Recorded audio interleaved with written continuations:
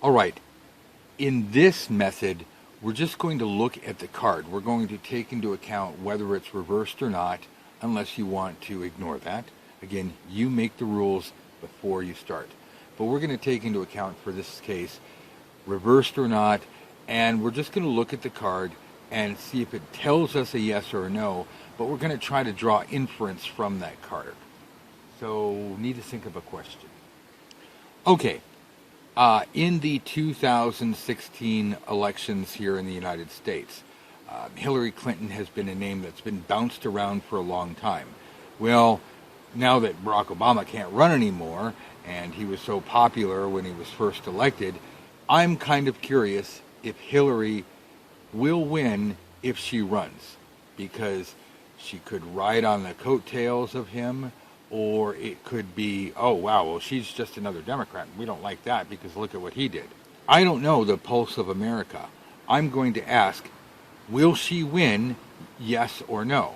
And let's see, I pull out, great card. So this says that she's going to win and it's going to be a hard fight. Now this doesn't tell me about her presidency. I've only asked about the election itself. Will she win?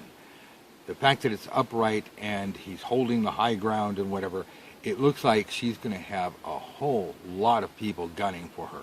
You know, well, Republicans, because she's Democrats, and maybe people who don't like women, and maybe people who just don't like Barack Obama, and maybe people who are angry at her husband, maybe people who don't like her. But this card just shows that everybody and their dog is like, fight, fight, fight, fight, fight. So it wouldn't be an easy win for her. It might give her a lot of gray hair. It might cause a lot of strife. This would be a great card to open up because we have a yes, but now we want to see with a follow-up question, we open the card up and say, well, what's all the strife going on? What's going on? Now, let's say, okay, let's assume that Hillary does run because I want to stay with this for just a moment. And let's say she wants to have a female vice president. Wow, wouldn't that be something? So you have woman president, woman vice president. And I know I'm being really progressive here, but I'm just throwing this out here as an example. So here in California, we have a senator by the name of Barbara Boxer, and she's been around for a long time. Now, again, I'm not taking political sides. I'm just saying that Hillary probably wouldn't run with a Republican, but she might. She might run with John Boehner, the A, male, B, Republican, C, longtime senator. Sure, why not? But let's say that she stays within her party, and let's say that she takes the controversial stance of staying within her gender. So it's like female president, female vice president, and she chooses Barbara Boxer. If Barbara Boxer was nominated as the vice president, how would her chances be?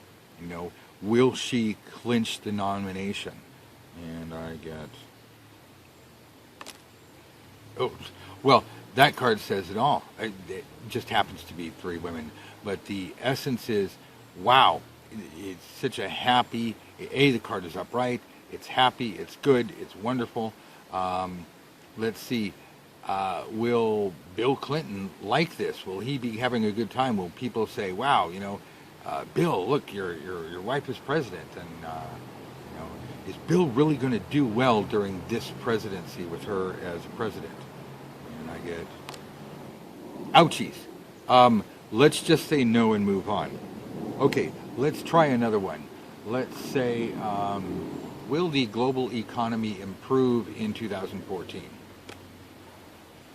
Wow, so not only is the tarot saying it will improve, but the Knight of Wands kind of showy, flashy. So if we believe the tarot, in 2014, we're going to be happy, shiny, spend a lot of money. So let's say, how will this affect the global middle class? Now we got to turn that into a yes or no. So we say, with all this money being spent in the economy, will the global middle class, will they do well? Wow. So I'm getting normally a no, but remember, it's not whether it's upright or reversed. We're just kind of looking at it. So we got a negative card, and We are talking about issues of financial bondage and coming loose. So it doesn't look like it looks like the economy will do a lot better than the individuals.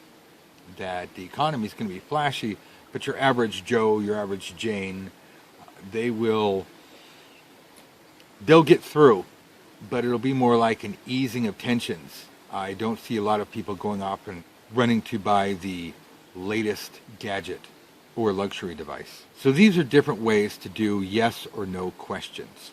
All of them are good. You have to find the method that works best for you. These are not the only ways to do yes or no questions, but I wanted to give you a couple examples where you can just pull this, and you generally don't do this as a standalone. You'll do this in the middle of a spread while you're giving a reading. You've shuffled cards, you've put them out, your client has a follow-up question, you're feeling hot, you're on fire, the cards are speaking to you, you shuffle, you pull a card, and you're like, bam, there's your answer. And it's either a yes or a no. But before you throw the card out, you know which method you prefer. The cardinal sin is changing how you're going to read the card after you've already committed, pulled the card and laid it out. Never do that. I see a lot of readers do that, and I would prefer that you don't. Decide how you're going to read the cards, and then read the cards that way. All right, let's find a new location, and let's do another exercise.